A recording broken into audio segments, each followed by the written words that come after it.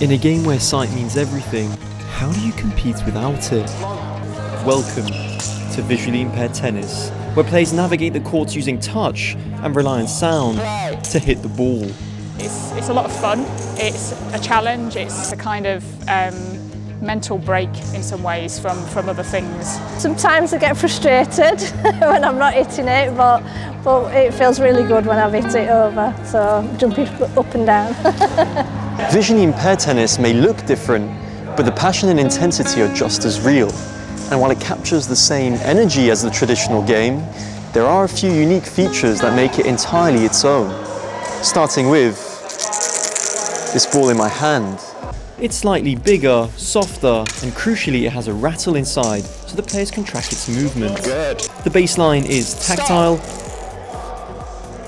giving players a sense of positioning on a smaller court, and the server must check the opponent is ready before saying play to start the point.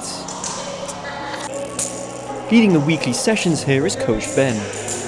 Good hit, Sid. Fantastic hit. Right, ready? He used to work in special needs schools until one player changed everything. I got a phone call from Janice Wallace, so me and her met up and discussed how we were going to do a lesson, and we kind of learned from each other really, just from that one encounter with Janice where we did this individual lesson, and now we're creating all these people coming on a regular basis, playing tennis, enjoying.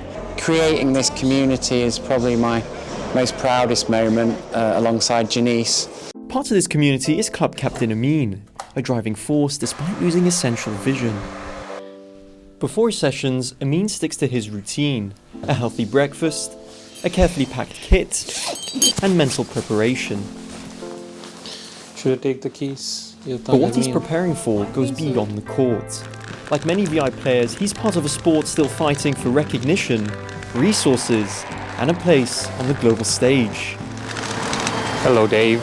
Sorry for being late.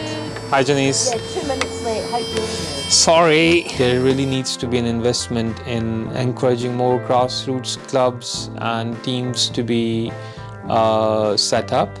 And that is something that the South Yorkshire Visually Impaired Tennis Club is trying to do. So I think that there needs to be more of an effort in helping people organize themselves to give this sports a go and then really grow it. As team captain, Amin's not just an athlete, he's a leader, a role model, and a dreamer. Hopefully, the inspiration or the goal is to one day represent the UK or my home country, Pakistan, at an international stage. For Janice, the push for accessibility doesn't stop. After a session, she's off to Blackburn to help a new VI tennis club lay out the courts. Height of the net. The second one is a tram line. Yeah.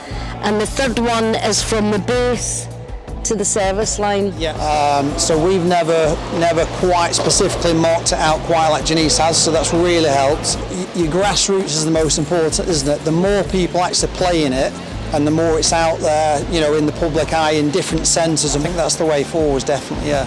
Janice's dedication is part of a larger mission, one supported by a nationwide scheme designed to make tennis accessible to everyone, regardless of ability. You have to keep developing the quality of the sport, and that includes the coaches, the infrastructure, the volunteers, the support mechanisms that are out there. And as a sport, we probably haven't shouted about our VI tennis players at an international level enough or well enough. With elite VI players still missing the spotlight, I set out to meet one of the very best.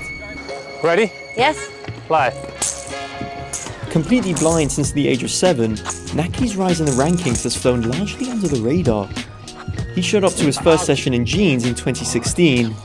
Now, Ready, Janice? Yes. he's the world number Fly. 1. I remember when I started to compete in tournaments, I was absolutely rubbish, both in terms of my technique and in terms of my mental sort of state. I remember very, very clearly I had this burning fire in me to be the best version of myself that I could be on a tennis court. I've played in rain, I've played in wind, I've played in really, really cold conditions, and I really had to put in the hard work. To truly understand what it takes to compete at this level, I hit the court with the world's best blind tennis player. So Naki has agreed to meet me again on court, this time to step into his world and try blind tennis myself for the first time. I've got the gear on. Whether I've got the skills, Now that's a different story. So in order to see what Naki sees, I put on a blindfold and prepare to return Naki's serve. Yeah? Okay. So you know where you are? Yeah. Okay, Matisse, you ready? I've played tennis since the age of 6, but never like this. Okay, play. And to my surprise, I actually hit the ball. Oh! Hey! Just not over the nets. I'll take that. After playing with Naki, it's clear why getting VI tennis into the Paralympics matters so much. In some ways, the Paralympics is the pinnacle, right, for a sport like this one. And given that wheelchair has been around for such a long time in the Paralympics, I do hope that we'll get some sort of parity. Despite meeting over 60% of the International Paralympic Committee's criteria for the sport's inclusion, enforcing anti-doping regulations and promoting sanctioned events worldwide remain the toughest tasks. I think we're on the right track, but again, there are really specific criteria, starting from, like I mentioned, competition worldwide, programs available in each country worldwide. I mean, the hurdles are there, but I think we can overcome them. And our goal is, hopefully by 2032 in Brisbane, we can participate as a Paralympic sport. Next up on the VI tennis calendar, it's the Loughborough Regional Tournament, a major stage for the sport's top global talent. Here at Loughborough, the future of VI tennis is on full display. And although the sport's still fighting for Paralympic inclusion, it's moments like these that serve as a powerful reminder of the sport's potential and the community's unbreakable spirit. The passion and performance are here, the infrastructure is growing, but can that same drive carry the sport across the final hurdle? From the practice courts in Sheffield to grassroots efforts across the country and the push for global recognition, VI tennis may be played without sight, but it's powered by something even stronger. Vision. Claudia, Why not, future Claudia? champion. Claudia, you could be. Yes, you could. Absolutely.